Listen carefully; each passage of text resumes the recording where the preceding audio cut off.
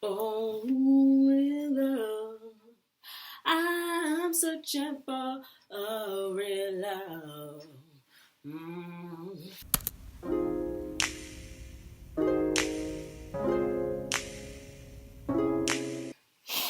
Let me take a seat. I am searching for a real love. A real, true love and acceptance from myself. Remember last year, probably no one remembers this, but I made a video about self-love. It was in March. And it was very, very, very fresh for me, very raw. I don't know how I come across online and in person. I hope I come across as someone who is mad confident, low key obsessed with herself. Because guess what, guys? I'm overcompensating. Although I do stan myself, I am like honestly an icon, and I'm so lucky. Sometimes I wake up, I'm like, wow, I get to be Zen. Like, I could have been anyone on this planet. I get to be Zen. As proud as I am of myself, and as much as I've grown in my journey of self-acceptance and self-love, I'm not 100% there yet. I recently went through something that exposed how insecure I actually am. And like, okay, let's get something straight. Y'all out there, no one on this planet could ever make me feel bad about myself except me, okay? It's not an outside thing. And self-love is important, and I say this not self-love as in pride or self-exaltation, but how you view yourself affects how you relate to everybody else. It affects how you act when you're on the job, in the classroom, in your home with your relatives, with your friends, romantic relationships. Everything is affected by how you view yourself. I view myself pretty well, healthily, when it comes to most things. But recently I discovered that that is not exactly the case. I'm not 100% as confident as I wish I was and should be. One of my biggest fears is being replaced, which sounds so weird to say. Well, okay, I'm a firstborn. I have one younger brother. My brother was born when I was 2 years old, so I was still like quite young. And we had a good relationship. Like, me and my brother never fought. Like, there's never, not fought, but like the sibling rivalry was never as bad as it could have been, right? Because he's a boy, I'm a girl, so I always had my place. I always knew I'm the girl, and I'm the sister, I'm the daughter, because there's only one of me, right? And it's weird because, like, in 2013, when my cousins and my aunt and uncle moved in, they also have just a boy and a girl, and the girl's older. When she moved in, I was like, I'm no longer the only girl, and I'm no longer the oldest. Identity crisis. Anyway, where am I going with this? Eventually, I was like, no, I'm me. I can never be replaced. There's only one of me. There only can be one of me. But still, it's in the back of my head. Like, sometimes, like, for example, I don't know if I'll ever tell this story. Actually, I will. It's iconic. But I can only tell my great story times like a full year after they've happened, because I feel like the people I'm talking about are still checking for me. So I don't want to say something and then somebody along the way exposes it to the person who I'm talking about. And it's like, hey, watch this. And then the person comes at me talking about, oh, now you want to, I'm not going to compromise anyone's privacy. I'm never going to expose names. But I still want to tell the story because it's still like exciting. But anyway, so I was in a situation, and I'm going to tell you about it later, with my cousin. And my cousin is mad cute, man. My cousin, Tundi, you've seen her on my channel, but you haven't seen her recently, but like, she's really cool. We have always been twins. She was born a year and 6 months after me. But like, ever since we were flower girls together in my cousin's wedding, like back then I was 6 or 7, like, we've always seen each other as like, oh, we're twins, we're close in age, we're both cute, and we looked alike growing up too. So we've always had that like twin dynamic. It was so cute, and I always wished I had a twin, but like, she's my twin. But recently I was in a situation where I can't tell the full story, but someone who was interested in me met me first and then met her with me. I introduced her to him, right?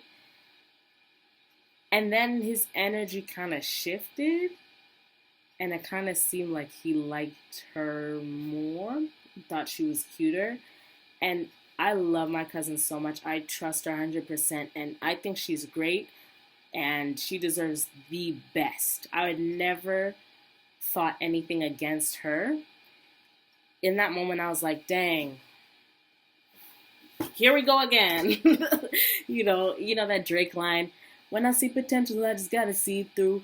If you had a twin, I would still choose you. I felt like if he had seen both of us at the same time, he would have picked her. But because he saw me first, he picked me. If I had a twin, you would choose her because I don't know. I'm afraid of being replaced. I'm afraid of like people seeing something better and leaving me behind. I don't know why. Maybe I was like a dog in my past life and I was at the animal shelter or something and like I never got adopted and then I got euthanized or something and then now I'm afraid of not being picked, even though not necessarily that I want to be picked. I just don't want to not be picked. That was deep. That kind of exposed to me. I'm like, okay, so why would I be scared of not being picked when more than 100 people, guys, not to brag, don't mean to brag, but more than 400 people picked me and picked to subscribe to my channel. And it's not just friends and family anymore because I do not know 400 people that closely that I can guarantee in my life would subscribe. I have friends and family who watch my videos but still haven't subscribed. I'm like, guys, help me. But 400 plus people have picked me. But it's not like it's not good enough. I don't look at the numbers like that, but I still find myself comparing myself to other people who I know who have channels. Um, and I'm like, I look at their growth and I'm like, phew, they don't have as much as me. I don't know why, because I'm super genuinely happy for them. I don't know what else to say. I don't know the solution. I don't know what to do. I don't even know if I should post this because, like, is this gonna help anyone? Sometimes I wonder, like, what it'd be like to grow up in a, like, what if one thing had changed, right? What if I had grown up in a neighborhood where, like, you had to prove yourself and stuff? And, like, what if that was me? Then maybe I would feel, like, more confident. Or what if I hadn't been bullied, like, since age 5 all the way to, like, age 10?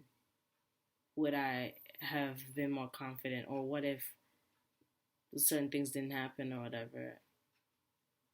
Would that have changed anything? But it's like,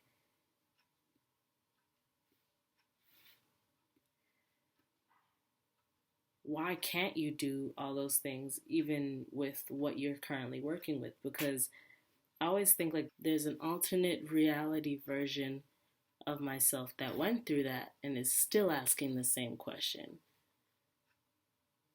I just have to keep reminding myself that everything is set up for my success.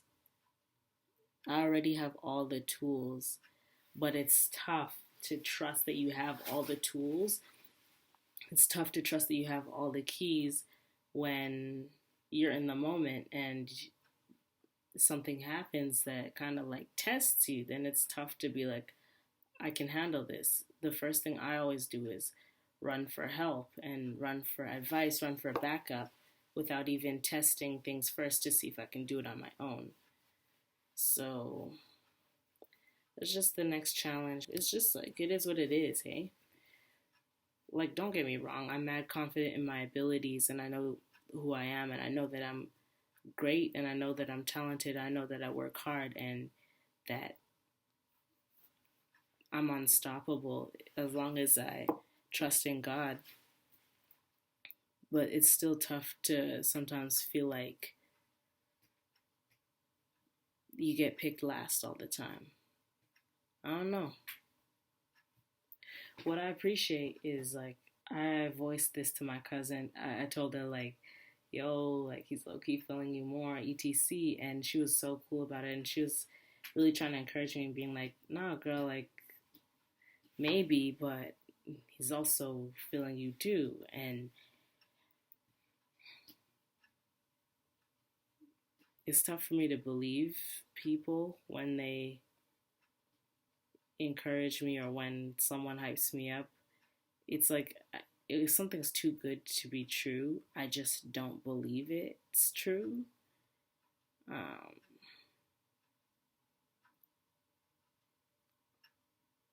I'm the type of person, even when I get what I want, it's like, is this really it? I don't know, man. I don't know. Put them together, and what have you got? Bibbidi bobbidi boo. I think my brother can hear me. I kind of want to move. You want to know something crazy? I was on key. I think I have perfect pitch. I think I do. Real love. I'm searching for real love. Isn't that how I was singing it?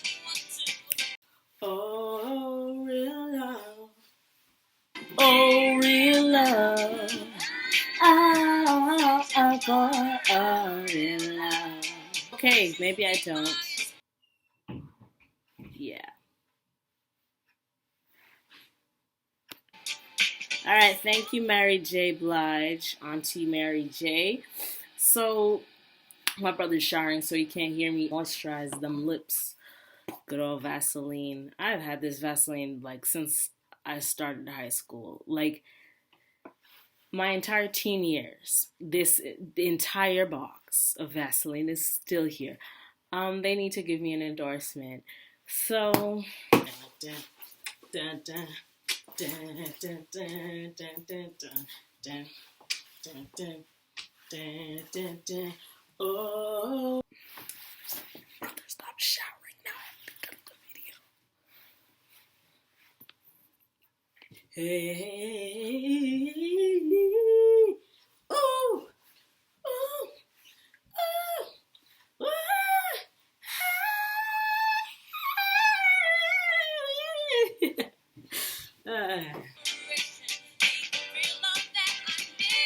Oh, real love. I'm searching for